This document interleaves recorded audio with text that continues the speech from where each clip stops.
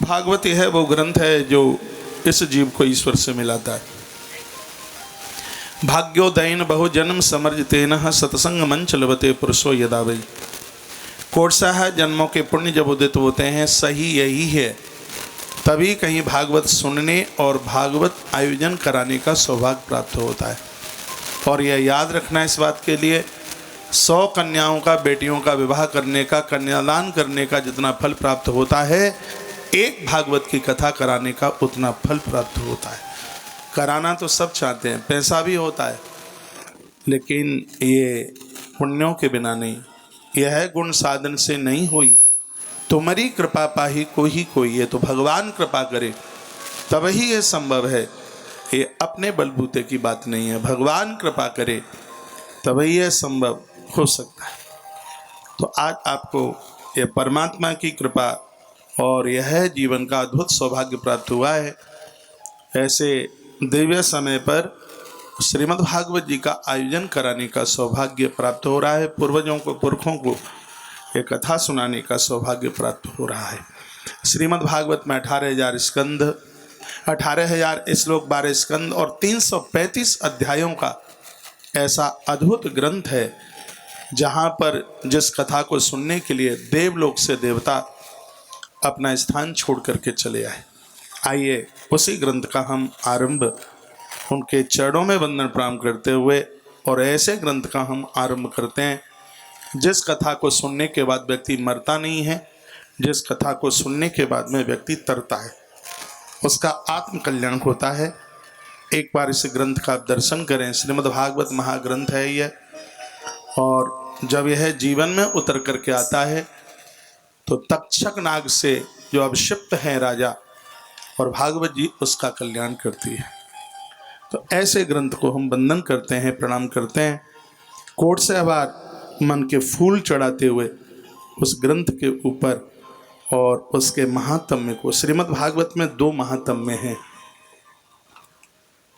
भागवत जी में 2 महात्म्य हैं, एक है पद्म पुराण से और एक है स्कंद पुराण से। महात्म्य का अर्थ है किसी की महिमा के बारे में पता होना। जब तक इस ग्रंथ की महिमा का पता ना होगा तब तक इसके बारे में हम कुछ समझ नहीं पाएंगे।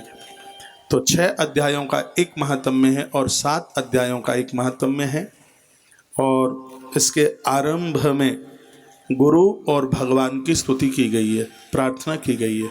मैं अपनी बात को यहीं से आरंभ करता हूँ कि अष्टाचक्र को जागृत करने के लिए, जहाँ हमारा चतुष्टय अंतःकरण बहुत ठीक से काम करे। चतुष्टय अंतःकरण में 14 चीज़ें होती हैं, 4 चीज़ मन बुद्धि चित्त और अहंकार। इसमें 5 ज्ञानेंद्रिय और 5 कर्मेंद्रियों को और जोड़ दें तो ये 14 तत्व वह हैं जो हमें ईश्वर के चरणों तक जाके पहुंचा देते हैं। योग वासिष्ठ जैसे अद्भुत ग्रंथ में गुरुदेव वशिष्ठ ने इस बात की बहुत जानकारी दी।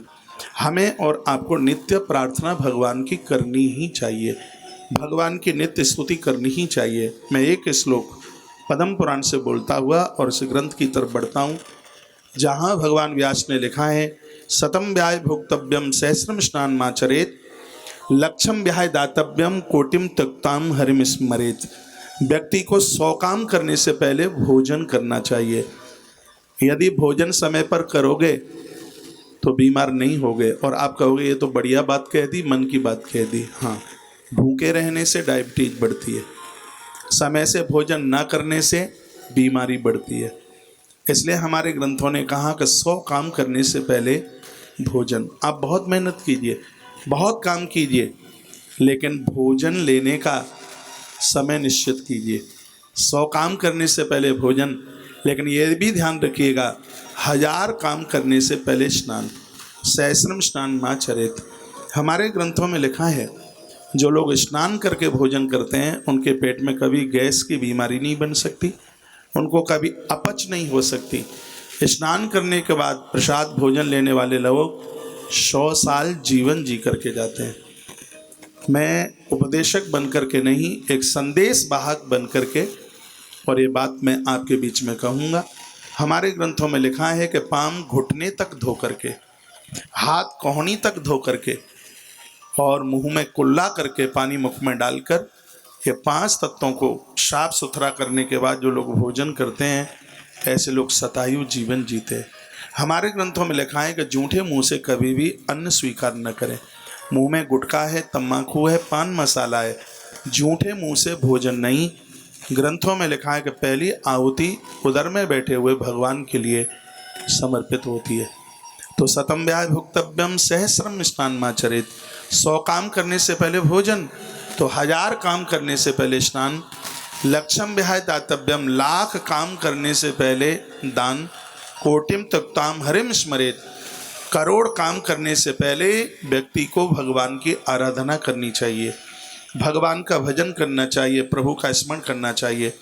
मैं इस पवित्र गांव दिव्य ग्राम तांशोड़ गांव की इस पवित्र व्यासपीठ से बहुत आग्रह पूर्वक निवेदन करना चाहूँगा।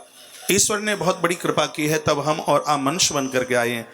याद रखिएगा, 1-1 करोड़ वर्ष तक इस शरीर को दोबारा प्राप्त करने के लिए तरसना पड़ेगा, और वो भी मिल जाए ये बिल्कुल जरूरी नहीं है। ईश्वर ने बहुत बड़ी कृपा की है। दुर्लभो मानसो देहो देईनाम क्षणभंगुर। पहले तो इसका मिलना ही बहुत ज़्यादा मुश्किल है, और मिल भी गया तो काल की घंटी कब बज जाए ये पता नहीं है। यदि आदमी ठीक से रहे तो कलयुग में भी व्यक्ति 120 वर्ष उम्र जी सकता है। हमारे वेद में लिखा है, ऋग्वेद में लिखा हुआ है, उसमें वर्णन किया है कि जो व्यक्ति बिना बीमारी के मृत्यु को प्राप्त होता है, संपूर्ण देवता उस व्यक्ति की आरती उतारते हैं, उसके ऊपर फूलों की वृष्टि करते हैं। इसलिए हमें और आपको ऐसा जीवन जीना चाहिए कि मृत्यु के समय पर किसी भी प्रकार के रोग से हम ग्रसित न हों। आइए, श्रीमद् भागवत जी के महात्म्य में 2 श्लोकों में सबसे पहले वंदना की गई है, प्रार्थना की गई है। मैं अपनी बात को वहीं से आरंभ करता हूँ, जहाँ भगवान वेद व्यास ने निर्गुण और सगुण का भेद समाप्त कर दिया। 3 शब्द बोल करके निर्गुण का आह्वान किया और 1 शब्द बोल करके सगुण की बहुत बड़ी महिमा का वर्णन किया। गोस्वामी जी भी कहते हैं कि निर्गुण और सगुण में किसी भी प्रकार का कोई भेद नहीं है। ये सबको पता है कि लकड़ी के अंदर आग है, तो उस लकड़ी में से अग्नि को प्रकट करने के लिए मंथन चाहिए, माचिस की तीली चाहिए। उसी प्रकार से निर्गुण को समझने के लिए सगुण साकार भक्ति चाहिए। भक्ति के बिना भगवान कभी नज़र में आता नहीं है। ये सबको पता है कि मेहंदी में लालिमा है, दूध में मक्खन है और लकड़ी में आग है। ये सबको पता है, लेकिन उसको बाहर निकालने के लिए मंथन चाहिए।